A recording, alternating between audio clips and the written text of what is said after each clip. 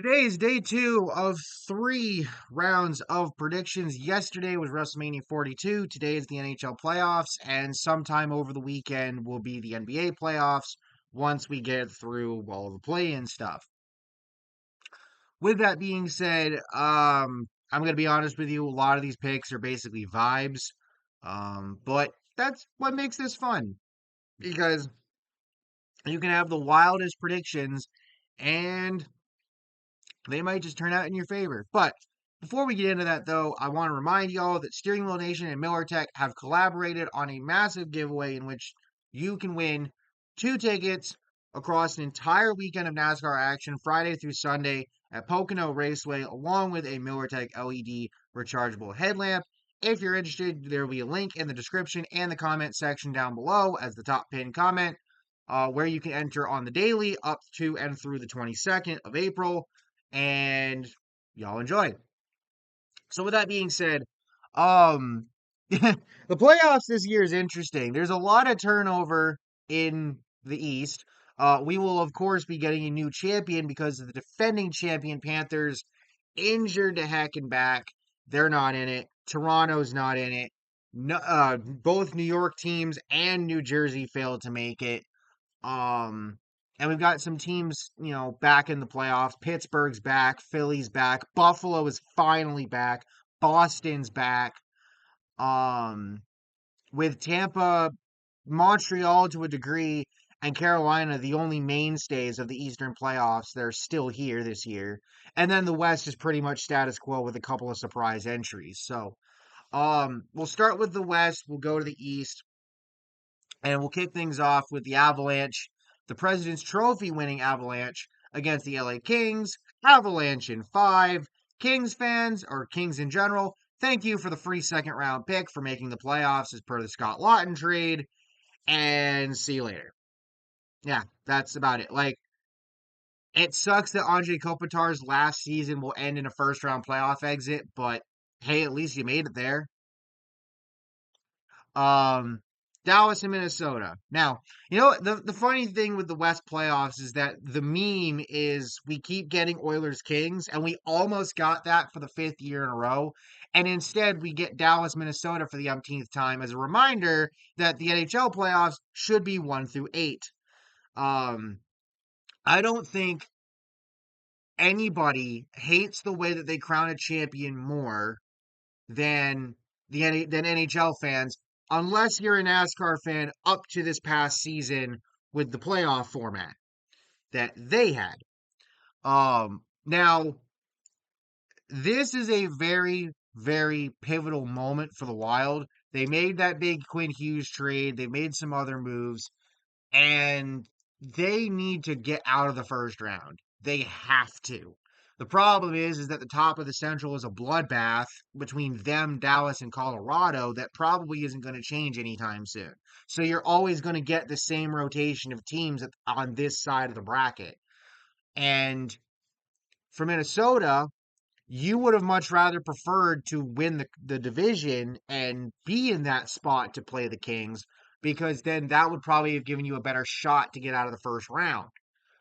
That being said, um, I think the Wild they're gonna get it done. They're gonna find a way to get it done. They win in seven, and they'll get to go play Colorado in the second round. This is a pivotal moment because if you you're gonna have Quinn Hughes for a long time, and you still have some great players on that roster. Names that are escaping my head. Oh, Kirill Kaprizov. There we go. You've got him. You've got some young goaltending, but you got to get it done. You got to get it done at some point. And so, if you're gonna do it, this is the year to do it. Dallas is walking in banged up. I do know that. So, Minnesota in seven. On the Pacific side, and good grief, the Pacific was a clown show this year. Vegas against the Utah Mammoth, formerly Arizona Coyotes. Um, this is an interesting one just because, Vegas fired their head coach late into the year to get it to, and that pretty much won them the division and helped them make the playoffs with John Tortorella of all coaches. And um, the way I look at it is, as great as that is, I would very much love to see Utah pull off the upset. Just, you know, for if Vegas loses because Mitch Marner doesn't show up in the playoffs, Toronto fans are going to be laughing at Vegas because it's like, we warned you, this happens. Um, that being said, it's not going to happen this year. I do believe Vegas will win this series. They'll probably win in six. But man, if Utah could pull it off, that would be so much fun. But no, Vegas in six. And then you have the defending Western Conference champion two times, Edmonton Oilers, against the Anaheim Ducks. And this is going to be an interesting matchup because you have an Edmonton team whose goaltending has been iffy against an Anaheim team that's been iffy pretty much since the Olympic break. Um, However, that's what makes these matchups so intriguing is because you can get hot at the right time and completely change the narrative.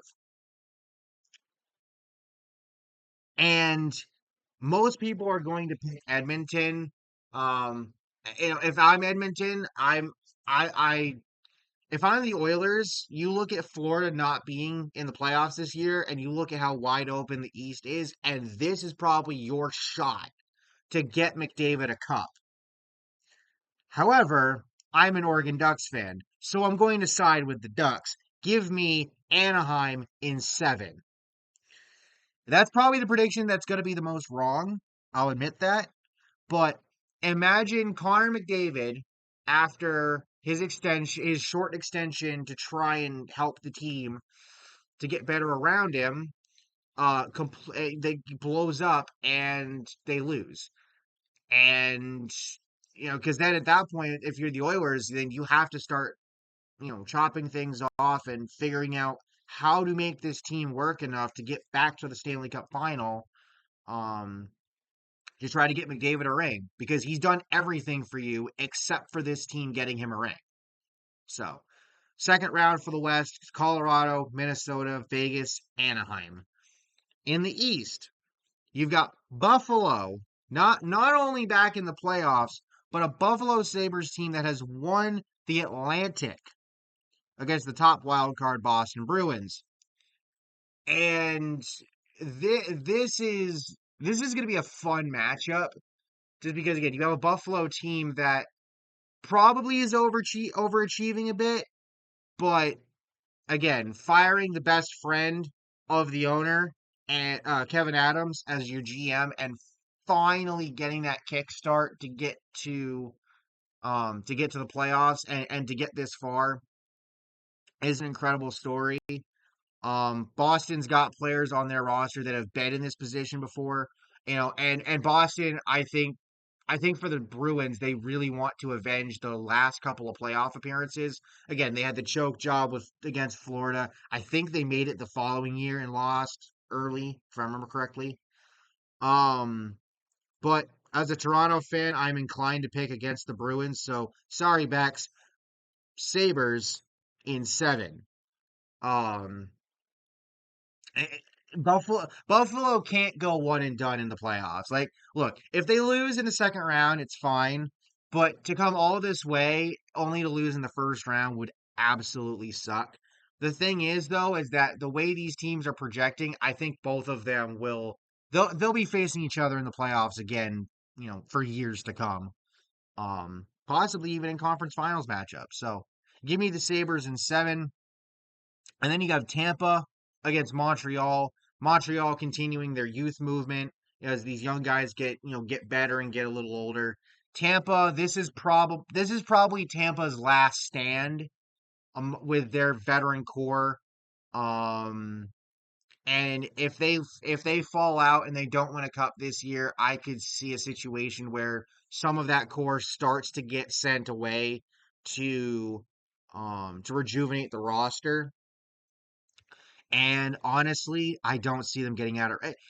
It's hard to pick against Tampa just because Vasilevsky can go back to being his vintage form, and some of these other guys can go back to being vintage form. But again, I think the story of the East is the youth, and give me Montreal in six. It honestly is the series that could go seven, but I'm going to take Montreal in six. So to give us a Sabres Canadiens second round matchup. And on the other side of the bracket, you have Carolina against Ottawa. Um, Ottawa, congratulations on making it here. You were at one point last place.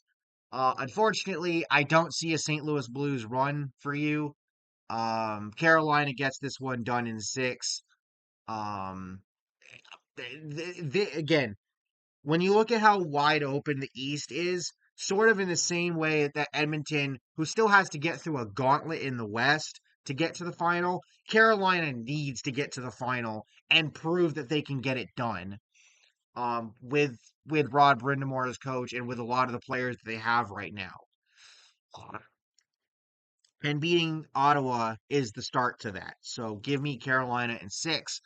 And then Pittsburgh, Philadelphia, the Battle of Pennsylvania, potentially one of the final playoff appearances for it could very well be the last playoff appearance for Sidney Crosby ever, because I think Sidney's going to play another year or two, but you just never know with how sports go. Again, the two-time defending champion is not even in the playoffs this year. Toronto's also not in the playoffs this year. So you've got a Penguins team, that's they've got some youth on the roster. They got rid of Tristan Jarry, and that's kind of worked out. And again, in what could very well be Sydney's like this year's playoffs could be the last stand for both the Tampa Bay Lightning as we know them and the Sidney Crosby led Pittsburgh Penguins. And I say that in saying Pittsburgh will probably be back without issue, even if Sidney goes, because I do think they have some youth on the roster, and Kyle Dubas knows what he's doing to have this team prepared moving for the post Crosby era. It definitely looks better than it did a couple of years ago. Just ask Irritating Tree. However, um, again, you have to make these opportunities count, and a team that's going to try to make their opportunity count is Philadelphia. Who would have thought they'd be back? Um, no, but in the grand scheme of things, this is going to be a bloodbath. And if I had to pick a winner, I'm taking Pittsburgh in six. I think Pittsburgh's got just enough. We're going to see a little bit of that vintage Crosby, and Pittsburgh gets it done. They win the Battle of Pennsylvania to go to the second round to face Carolina. So, second round in the West, Colorado against Minnesota. Again, Colorado, President's Trophy winner, hell of a season. Minnesota, they make the Quinn Hughes trade. They've got all these guys. This is going to be an extremely interesting matchup.